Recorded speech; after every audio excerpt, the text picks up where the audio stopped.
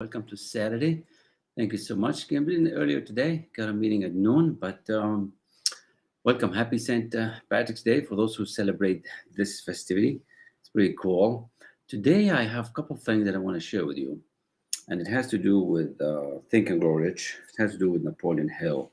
I've been studying the last 2 days, and on Saturday, I take some time to make some notes. So I want to share with you a couple of things that I found that are really remarkable. One of them has to do with accurate thinking, and another one has to do with the common denominator of success. So let's see how much time we got. I'm going to do about 30 minutes, and this is for CEOs, founders, those who really want to get to that next level. We study this book along with the material and thinking into results. So the accurate thinking comes from a lecture from Napoleon Hill he did on the laws of success. And of course, it's a distillation of the laws of success into this lecture that he called the accurate thinking.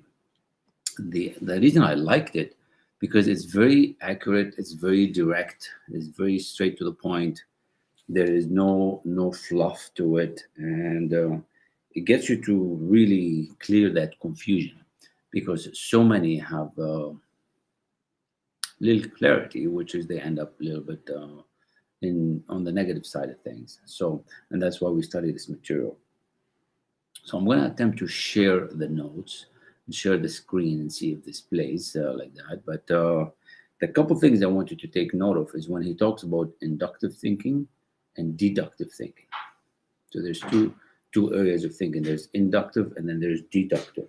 And then he also talks about important facts and unimportant facts. So think of it like this. When you hear somebody talking, right? And when you're collecting information, like, are you thinking about that information? Is it an inductive kind of information, reasoning, or is it deductive reasoning? Where is this information coming from? When you have these facts, are they facts or are they not facts? Can they be backed up by something? So if you start thinking, if you start separating this information, it's going to help you not to be swayed and not to be shifted somewhere where you don't want to be shifted. And when you start thinking like this, that's what we do this pattern interrupt. And the thinking makes it not go into the subconscious mind. Because if you think about it, you have that choice intellectually to decide what to do with the information. If you don't think about it, you just take it right in. Now, when you were a kid, everything went into your subconscious mind. You had no choice because you just took what your parents told you. So I want you to listen to the material that Napoleon Hill is going to share. It's pretty cool. I just should listen to this week one time. So this will be the second time for me listening to it. I want you to stick to the facts, stick to the rules that he's going to share with you. And one of the simple rules that he's going to mention, and if you take that rule that I'm going to share with you today, and if you just apply this one specific rule to your life, it can change a whole lot of things. And that's why it doesn't take a lot to coach you to get you to that next level, but you need some clear things. So if you hear a statement that is not sound, so if somebody's sharing with you something that doesn't seem right, but you have to listen to them, right? And even they could be a boss, they could be a partner, they could be a friend, a brother. You can ask them these 4 words. How do you know? How do you know? How do you know? Where is the source of this information? And right away, you'll be able to tell if this is good or not. All right. Now, where did this come about? Because I mentioned 2 things that I want to share with you today. So this is on that, and but as I'm studying, and studying is one of the habits that I do. This is one of the common denominators of success. If you want this article, it's also incredible by Albert E.N. Gray. It just shows a lot of what we do. I want to share it with you. So that's why you have to reach out. Go to askelrassi.com, and the club is where you can actually sign up to the Think and Grow Rich Club. But I really want to get to this article, so reach out to me today. So if I share the screen next, I'm going to play the audio from Napoleon Hill, the lecture that he did on accurate thinking, which is going to help you really open up your mind. So now, if you haven't got on a piece of paper and a pen, now would be the time to do that. So let's see. Here we go. It's allowing me to share, so that's wonderful.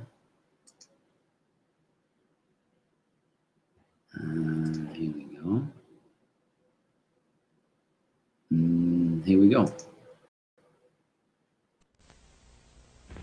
The rules of accurate thinking are so clear and simple that I often wonder why so few people ever take time to learn the rules, since accurate thinking is the very foundation of all successful achievements.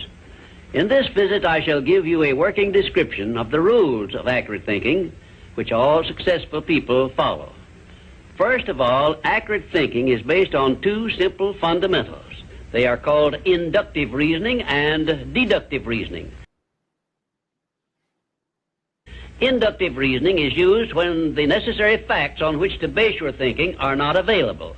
In this case, you act on hypotheses, or what you assume the facts to be.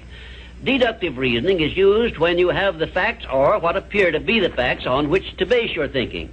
The next step in accurate thinking is to separate facts from fiction, or hearsay evidence, and determine whether you are dealing with hypotheses or real facts. When you are sure you have dependable facts on which to base your thinking, you take the second step by separating these facts into two classes. One is important facts, and the other is unimportant facts. When you do this, you may be surprised at the overwhelmingly greater number of unimportant facts you deal with daily than there are important facts. At this point, you are almost sure to want to ask the question, what is an important fact, and how can I distinguish it from an unimportant fact? And I shall give you the answer to this very important question by saying that an important fact is any fact which will aid you to any extent whatsoever in attaining the object of your major purpose in life. And all other facts, as far as you are concerned, are unimportant, and you should waste no time with them. After this visit is over, you can employ the next hour to a great benefit to yourself if you will set down on paper a list of all the facts you dealt with yesterday, separating them into two classes, important and unimportant. As a matter of fact, you will make a profound discovery regarding accurate thinking if you follow the habit of daily taking inventory of all the facts that claimed your attention during the day, putting them down on paper in two separate columns, one labeled important facts and the other labeled unimportant facts. Now let us turn our attention to the subject of opinions and see to what extent loose, unsound opinions are mistaken for accurate thinking. To start with, let us recognize the truth that most opinions are without value because they are based on bias, prejudice, intolerance, guesswork, hearsay evidence, and out-and-out ignorance. These are harsh words I'm using, and they represent the source of most of the tragedies of life which people meet with unnecessarily. And I would say that of all the tragedies which cause misery and failure, none is more merciless or destructive than those which grow out of the indifference of people who make no attempt to learn how to think accurately. I shall never forget an experience I had with President Woodrow Wilson while I was working for him during World War I. I asked the President what effect he believed World War I would have on civilization, and his reply was brief, but it was a masterpiece which you should remember as long as you live. "I cannot answer your question," said the President, "because I have no facts on which to base an opinion." If you will remember Woodrow Wilson's 15-word speech every time you are about to express an opinion about anything, the chances are that you will soon get out of the habit of expressing or even having opinions not based on something more substantial than biases, prejudices, and emotional feelings which often serve as fathers to facts. You will learn, if you observe carefully, that the more successful a person is, the less he is inclined to express wild, unjustified opinions about anything. Also, you must have observed already that the drifters who are suffering with frustrations because they recognize they are failures usually have an assortment of opinions on about everything you can imagine. When I hear someone expressing a definite opinion about something of which I have definite reason to believe he knows little or nothing, I think of an experience I had when I stopped a Quaker on the streets of Philadelphia and asked him the time of day. He took out his watch, examined it carefully, and then in a slow, emphatic tone of voice he said, "Well, sir, according to this alleged timepiece, it appears to be approximately 1 minute and 10 seconds past 12 o'clock. I was particularly impressed by the care with which this Quaker identified the source of his information which he was passing on to me. And I often thought afterward how beneficial it would be if all people who express opinions or give out information would take the time to identify the source from which they were able to speak. I cannot influence all people to engage in this sort of safe thinking, but I can suggest that you give it consideration in connection with this visit on the subject of accurate thinking. Now, I shall give you a simple rule which may help you avoid being misled by unsound opinions expressed by other people. When you hear someone make a statement which your reason cannot accept as being sound, or which you question or should for safety's sake question for any reason whatsoever, ask a simple forward question. How do you know? Then stand firm on that question and either force the speaker to identify the source from which he got the information he is endeavoring to pass on as facts, or reject the statement entirely as if it had not been made. And do this no matter who is speaking or what may be his reputation for truth and veracity. Remember, you are given as your richest birthright the privilege of controlling your own thoughts. Therefore, treat this divine gift with the profound respect to which it is entitled, and do not allow anyone to do your thinking for you, or to influence your thinking in any manner whatsoever, except by the rules of accurate thinking I am passing on to you. Follow this procedure regardless of what people think or say about your method of thinking. If they wish to call you a cynic or a doubting Thomas, let that be their misfortune. But for your own good, go right on thinking by rules which will save you from many mistakes and tragedies throughout your life.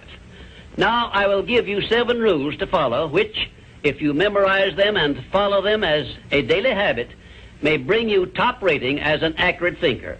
1. Never accept the opinions of other people as being facts until you have learned the source of those opinions and satisfied yourself of their accuracy. 2. Remember that free advice, no matter from whom it is received, will bear the closest of examination before it is acted upon as safe. And generally speaking, this sort of advice is worth exactly what it costs. 3. Alert yourself immediately when you hear anyone speaking of others in a discourteous or slanderous spirit, because this very fact should put you on notice that what you are hearing is biased, to say the very least about it, and it may be out-and-out misstatement. 4. In asking others for information, do not disclose to them what you wish the information to be, because most people have the bad habit of trying to please under such circumstances. Well-measured, tactful questions can be of great benefit to you in thinking accurately. 5. Remember that anything which exists anywhere throughout the universe is capable of proof, and where no such proof is available, it is safer to assume nothing exists. 6. One of the great unexplainable miracles consists in the fact that both truth and falsehood, no matter by what means they may be expressed, carry with them a silent, invisible means of identifying themselves as such. Therefore, remember this truth and begin developing the necessary intuitive faculty to enable you to sense what is false and what is true. 7. Follow the habit of asking, how do you know, when anyone makes a statement you cannot identify as true. Follow this habit faithfully, and you will see many persons squirm and turn red in the face when you insist upon a direct reply. The most accurate thinkers are the scientists. They investigate with open minds and never allow their wishes to become the fathers of facts, but deal with each fact as it is, not as they would like it to be. Now, one final word of warning I feel I should leave with you. Study yourself carefully, and you may discover that your own emotions are your greatest handicap in the business of accurate thinking. It is easy for you to believe that which you wish to believe, and unfortunately that is precisely what most people do. This is a method by which many people condemn themselves to eternal failure and defeat, and it is a method which opens wide that sealed envelope which contains the list of penalties they must pay for neglecting to take possession of their minds and use them for constructive ends beneficial to themselves. And now, until our next visit, may I say goodbye.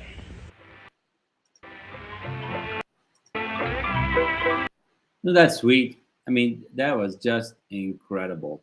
I really enjoyed this lecture. It's only my second time listening to it.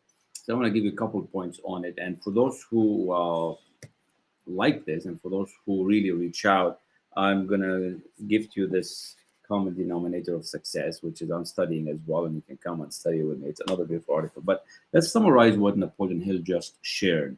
So, accurate thinking, right?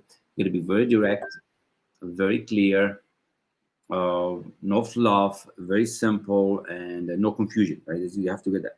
You have to separate into inductive reasoning and deductive reasoning. So inductive is based on the facts. Deductive is based on opinions, hypotheses. So where these ideas are coming from, right? Now, he did also say that at the end of the day, it would be good to separate this information. Where are the facts and that are important, which are the ones that are not important? I did that yesterday, and it's pretty remarkable. I'm going to do that again today. So you have to do what you're teaching. You have to do it. And that's why if you're a leader, if you're an executive entrepreneur, and you want to do this, let's do this together. So reach out. I hope this is resonating with you. Now, why is this important? Because you're going to really realize how much bullshit there is out there, right? How much, fluff. And we want to get away from that fluff. We want to get you to really think. I want you to stick to the facts. See, you're going to be a stronger person, and you're going to be ready to help the world with what you do, with what you have. See, opinions are causing all this tragedy out there. There's so many opinions, and most opinions are without value. And I like the simple rule that he put for us, right? The simple rule, the 4 words. You hear a statement and you perhaps think, you don't want to offend that person. It's your family member, it's your boss, it's somebody you respect. But at some point, you have to develop that courage and confidence to really say, how do you know? Because if you don't do that, you're not thinking. And then you're accepting the information and you're getting an auto suggestion. An auto suggestion is a suggestion from self to self or somebody that you respect to you, and you're going to take it as if it's truth. That's how the media brainwashes you. That's how school brainwashes you. That's how kids develop these habits from their parents. You get directly into the subconscious. But the fact that you start thinking about it and you separate that and you become more aware, I can teach you how to do that. How do you know? Where is the source of the information? It doesn't matter if it's a medical thing. It doesn't matter if you don't understand that, but you have to just respect that source. And people are not going to like that. People are going to say, "Oh, you're so negative," or "You're so this and that." You know what? Start depending on you, right? Do this to everyone. No, don't allow anyone to influence how you think, because you're being drifted left and right, right? You're being pushed. And then I'm going to mention the 7 rules that he mentioned. What are the 7 rules? Never accept the opinions as facts without the source. See, if you have no idea where the source is, and now the source, you have to have some kind of respect for it. Is it coming from university? Is it coming from somebody trusted? Is it coming from somebody worthy? You might even have to check that out. I like number 2. Free advice is worth exactly that. And that's why YouTube University doesn't really work. That's why you really got to get a coach. You really got to get a mentor. If you want to build your business, you got to get somebody to market you. So I'm getting some help now in marketing the business, because I can't do all this marketing. I can't bring people to the Think and Grow Rich book club that we have. I need people to come and help, right? So I'm not going to just depend on reading things. I have to bring somebody in and they're going to help me bring people in. I don't want to do that. Alert yourself when someone is speaking slanderous about others. So this is where you have to know that that's not right. Everybody means well, but when somebody is in the open, declaring this kind of conversation, just alert yourself. I don't know about that. Number 4, ask others for information. Don't tell them what it needs to be. So if you're asking to solve a problem, if you're asking others for them, but don't tell them what you want, because then they're going to bring you that, because their thing is they want to be agreeing with you. So you don't want somebody just agreeing with you because they fear you or because you're the boss, right? Just ask them for the information. Number 5, anything that exists must have proof. Pretty much everything that exists should have proof. And if it can't, there's something still not real. Number 6, he said, truth and falsehood carry with them means of identifying them as such. So when something is true, you feel it, you can see it, you can verify it, you can call somebody. Right? Number 7, How do you know this is true? And this is the four-letter word, the four-letter question. How do you know? How do you know this is true? So I want you to study yourself. I want you to look at your emotions as your handicap. Don't let your emotions handicap you. Don't this, high emotions, low intelligence. You got to keep your emotions in check. And sometimes our emotions gets us in so much trouble. Like if you have teenagers or kids and you react too much based on what goes on, that gets you in a lot of trouble, even with your communication with them. So how I don't know, because I used to do that, but now I know better. See, you have learned how to do this habitually. You've learned to react based on your emotions. But once I teach you how to become more aware, you're not going to have that problem anymore, right? You're not going to have that problem. Now, don't let your emotions run your thinking. You want to be in control of that thinking. And that's what I'm going to teach you as a CEO, as an entrepreneur, a company owner. If you're a team builder, I can help you with that. Here's a point I highlighted. I have no facts to base my opinion on this. If you don't have the facts, keep your mouth shut. So somebody asks you something and you don't have the facts to back this information. No, you can have a conversation and brainstorm, but it's not a solid thing, right? If you don't have the facts, keep your mouth shut. Your opinion creates confusion for you and for others. So this is one of those rules. On the back of this book here, I have some rules that I live by. All right, so these are some rules, right? And you have to come up with your own rules. And it all starts with your thinking. It all starts with you controlling those thoughts. So if you're struggling, it's because you are letting yourself struggle. You're letting yourself struggle in some kind of idea, in some kind of thought, right? These rules will set some standards for you to live by and run your business. And I really want to help you grow. This information from Think and Grow Rich, Thinking into Results, from my latest book here that I have my notes and summary, is really going to help free you. So grab a copy of this, and when you go to ask-El-Rassi.com and put your name in there, you're going to get the first chapter free. You're going to get almost 100 days of free emails and training, and you get a chance to book an appointment. You get a chance to speak with me and come to the communities that we have, right? So keep setting these rules, that something like you're going to refuse to worry. I'm generally happy and calm. And you just don't react to things. You have to set these rules, but you have to start acting to them. Ask yourself, when you hear something that is not really, how do you know that? When somebody said the market's going to crash, depression, how do you know that? Some people are still making money. So you don't have to accept what's going on out there, right? Don't let this information come to you, to your subconscious mind. You have to, once you start thinking, that's when you become in control. That's your poise, right? So if you're struggling, you have to set up some of these rules, and you're gonna stop the struggle. Now, what else can I tell you about the mind? What I'm teaching you here is to start thinking, because once you have these thoughts that you are creating them, it's going to cause you to trigger this imagination of what needs to happen next. And the imagination is the key, right? This is when things start moving. If you can see it in your mind, you can hold it in your hand. And you have to do this. You have to get on this trajectory.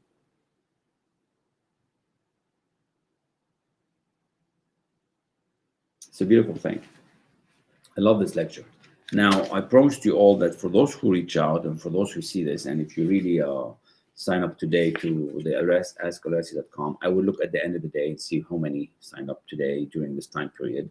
I'm going to send you this article that I'm studying as well this weekend. It's called The Common Denominator of Success. It's only 6 pages, but I've got several lectures on it from Bob Proctor himself, and it's by Albert Ian Gray.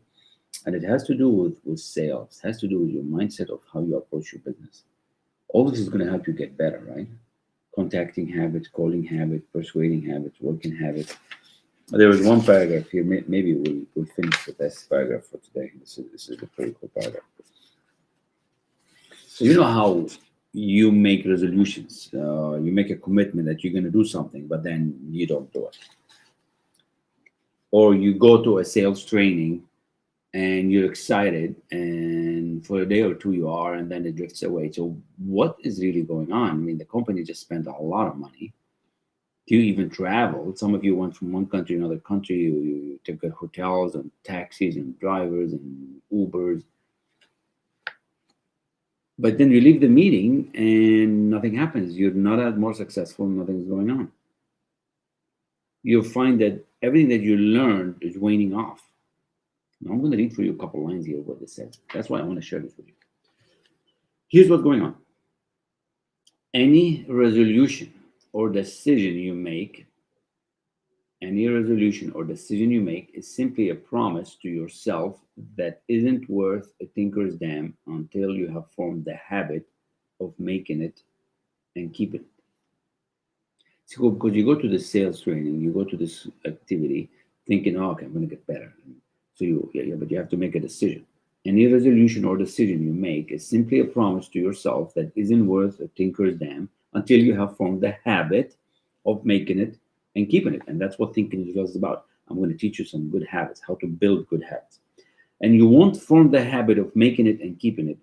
The habit of making it and keeping it, like the habit of staying on the right diet, the habit of working out, the habit of showing up, the habit of study.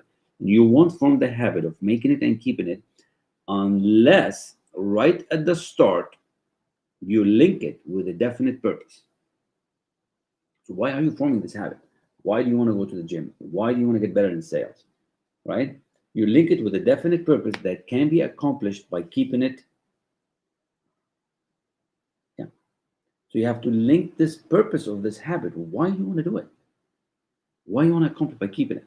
In other words, any resolution or decision. So you wake up and say, I'm going to lose weight. I'm going to get better in sales. I'm going to make 25 calls. But you don't do it. Why? In other words, any resolution or decision you make today has to be made again tomorrow, and the next day, and the next day, and the next day, and so on. And it not only has to be made each day, but it has to be kept each day. See, we don't have yesterday, and most of us are living in the past. It has to be kept each day. For if you miss one day in the making or keeping of it, you've got to go back and begin all over again.